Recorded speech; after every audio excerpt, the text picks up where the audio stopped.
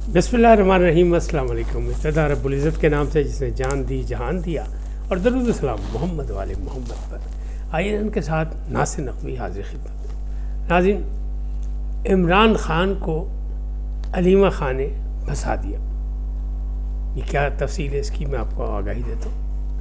लेकिन दूसरी जानिब वज़ीर दाखिला मोहसिन नकवी लापता हो गए। ये क्या मसला? खासी वज़ारत दाखिला में हलचल मची हुई है। जलील आफरीदी सहाफ़ी की छुट्टी हो, 2-3 दिन से तो उनके नाम सुन रहे होंगे आप। इसकी तफसील भी बताता हूँ आपको। और अमेरिका अपने मफादात से कभी दस्तबरदार नहीं होता, ये भी एक इतला है। और दूसरी जानिब गंडापुर साहब के घर से ऑपरेशन शुरू हो गया। ये सब कुछ क्या है इसकी तफसीलात बताता हूँ, लेकिन पहले आपसे गुजारिश, आइए इनको सब्सक्राइब करें, लाइक करें और घंटी का बटन दबाना न भूलें, बल्कि अपनी कीमती राय का इज़हार करें। पहली बात यही कर लेते हैं कि गंडापुर के घर से ऑपरेशन शुरू हो गया। वो ऑपरेशन जिसके बारे में जनाब वज़ीर आला KP ने कहा था कि मैं ऑपरेशन नहीं होने दूँगा, ना ही अफ़गानियों को वापस जाने दूँगा, उनके लिए भी कोई रास्ता निकालें वरना एक मसला बन जाएगा। तीसरी जानिब ये कहा गया बानी चेयरमैन की तरफ से भी कि नहीं, ये फसाद बपा होगा, अफ़गानिस्तान से हालात ताल्लुकात ख़राब होंगे तो पाकिस्तान के लिए अच्छा नहीं है। लेकिन इसकी सूरत हाल क्या कि घर से ही शुरू कर दिया। जो कौमी सलामती की मीटिंग हुई थी उसमें फ़ैसला हो गया था कि माफ़ी किसी को नहीं, दहशतगर्दी के हवाले से। तो गुज़श्ता रोज़ डेरा इस्माइल ख़ान जहाँ हल्का है गंडापुर साहब का, और मद्दे मुकाबिल मौलाना फजलुर रहमान हारे थे, और कौन, फैसल कुंडी जो गवर्नर KP के हैं, यानी अहम तरीन हल्का है, वहाँ खुफिया इतला पर ऑपरेशन हुआ। 10 खारजी मारे गए। एक कैप्टन हसनैन अख्तर जिनका ताल्लुक जेलम से था और वो बड़े बहादुर और दिलेर अफसर थे, वो शहीद हो गए। अगर गौर करें तो जनवरी, फरवरी, मार्च 3 माह के अंदर जो दहशतगर्दी के वाक़यात हुए उनमें 1165 अफराद जो हैं वो शहीद हुए, और इनमें से 1141 इनका ताल्लुक़ है KP के से और बलूचिस्तान से। ये 2 सूबे ऐसे हैं जहाँ ये मामला हो रहे हैं। पंजाब में भी कार्रवाइयों की हो रही है कोशिश, लेकिन आपको पता है CTD ने कार्रवाई की थी खुफिया इतला पर, तो उसने बरकी के इलाके से 2 दहशतगर्द ऐसे पकड़े थे जिनके पास तमाम असला मौजूद था, बारूद भी मौजूद था, खुदकश जैकेट भी मौजूद थी, हर चीज़ मौजूद थी। इसी तरह रावलपिंडी भी एक बड़े हादसे से बच गया कि CTD ने वहाँ भी कार्रवाई की और वहाँ भी पकड़ लिया। अब ये 2 सूबे जो हैं यहाँ कार्रवाई हो रही है, और एक सूबे का जो चीफ एग्जेक्टिव है वो कह रहा है हम कार्रवाई नहीं होने देंगे। अगर थोड़ा सा माजी में झाँके तो पहले भी हुकूमत ने ऐलान किया था कि ऑपरेशन अज़्म इस्तेहकाम, उस वक्त भी गंडापुर साहब ने इनकार कर दिया था। उन्होंने कहा नहीं, मैं नहीं करने दूँगा। अब बहस वही चल रही है कि वो जो 4000 TTP के लोगों को लाकर, यानी गुड तालिबान के नाम पे जिन्हें बसाया गया था, ये वही पनीरी है जो अब एक फसल बन गई है। लिहाजा फ़ैसला हो चुका है, ऑपरेशन होगा, और ऑपरेशन अल-बदर ये होगा PK में। और फ़िलहाल जो कार्रवाई हुई इसको कहते हैं कि ये उसी का हिस्सा है वो जो अज़्म इस्तेहकाम था। तो माफ़ी किसी को नहीं है, क्योंकि जहाँ दहशतगर्दी है वहाँ नो टॉलरेंस। सीधी सी बात है, ये पूरी कौम ने फैसला किया हुआ है, तमाम सियासी और अस्करी क़यादत ने फैसला किया है। अब इसी को गौर करें, जो आदाद शुमार हुकूमत की जानिब से बताए जा रहे हैं या जो मिल रहे हैं इस्लामाबाद के हवाले से, वो ये हैं कि गुज़िश्ता 20 सालों में 800 अरब रुपए दिए गए हैं दहशतगर्दी के ख़िलाफ़ कार्रवाइयों के लिए, और इसमें 20 साल में जो एक मुसलसल हुकूमत है वो PTI की है 13 साल की। तो आप सोचें फिर क्या हुआ। किसी अदारे पे, किसी CTD पे, यानी CTD की जो वहाँ है वहाँ इमारत भी अपनी नहीं, वो किराए की इमारत में है, تو کسی ادارے پہ پیسے خرچ نہیں ہوئے. تو اب سوال یہ ہو رہا ہے کہ 20 ارب روپے خرچ کہاں کیے گئے؟ تو پھر ناقدین جو ہے وہ یہ کہتے ہیں اس کا مطلب یہ ہے کہ وہ جو اسلام آباد پہ چڑھائی ہو رہی تھی، وہ جو پنجاب فتح کرنے کی باتیں ہو رہی تھیں، اور جو بار بار لشکر کشی ہو رہی تھی، یہ سارا پیسہ اس پہ خرچ کیا گیا. مخالفین یہ الزام لگاتے ہیں.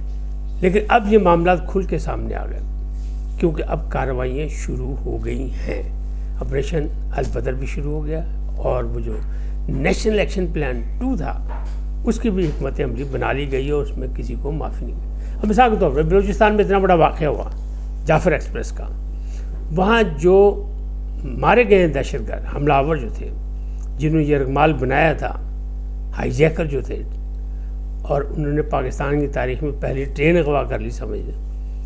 تو جو مارے گئے ہیں ان کی لاشیں کے حوالے سے وزیر اعلیٰ نے سرفراز بگٹی نے صاف کہہ دیا کہ کسی جتھے یا کسی گروپ یا کسی تحریک کو ہم نہیں دیں گے، یعنی BLA وغیرہ کو یا مارنگ بلوچ کو کسی کو نہیں دیں گے کہ وہ اپنی سیاست کریں ان لاشوں پہ.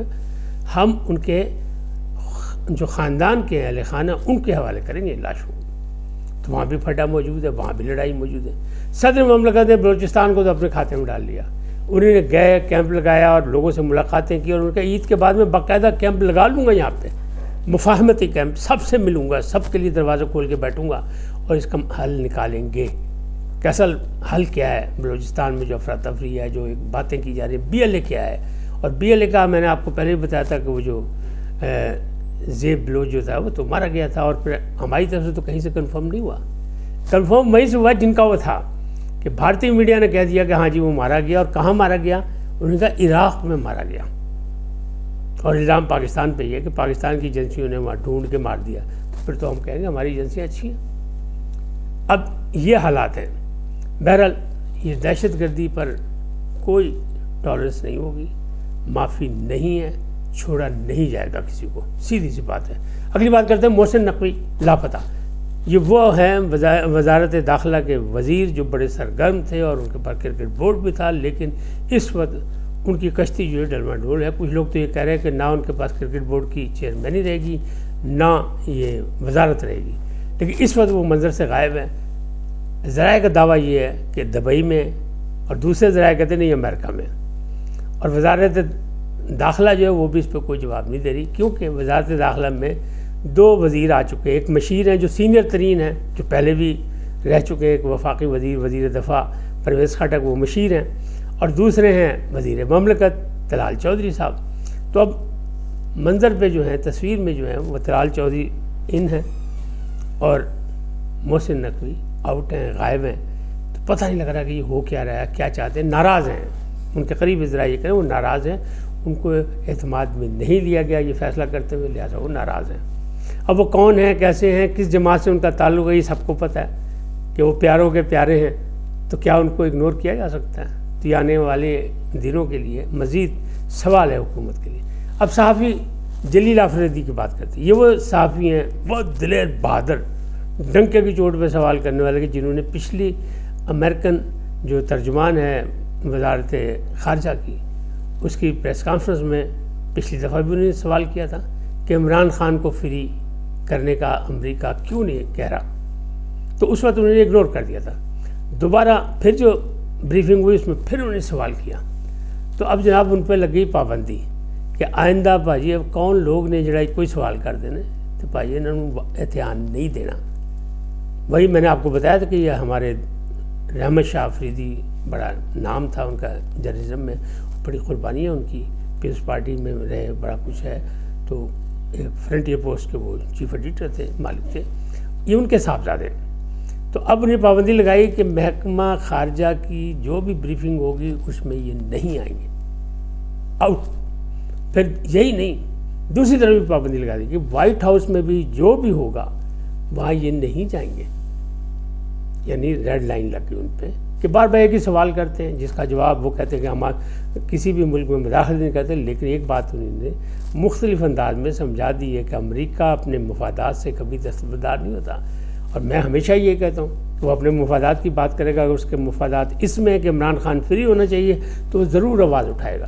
لیکن اگر اس کے مفادات اس میں نہیں ہیں، اس کے مفادات اس بات میں ہے کہ پاکستان سے اچھے تعلقات ہوں، کیونکہ اسٹیٹ ٹو اسٹیٹ تعلقات ہوتے ہیں تو وہ پاکستان سے اچھے تعلقات رکھے گا. وہ کسی شخصیت کے لیے بالکل نہیں کرے گا، چاہے وہاں ٹرمپ ہوں چاہے کوئی اور ہو.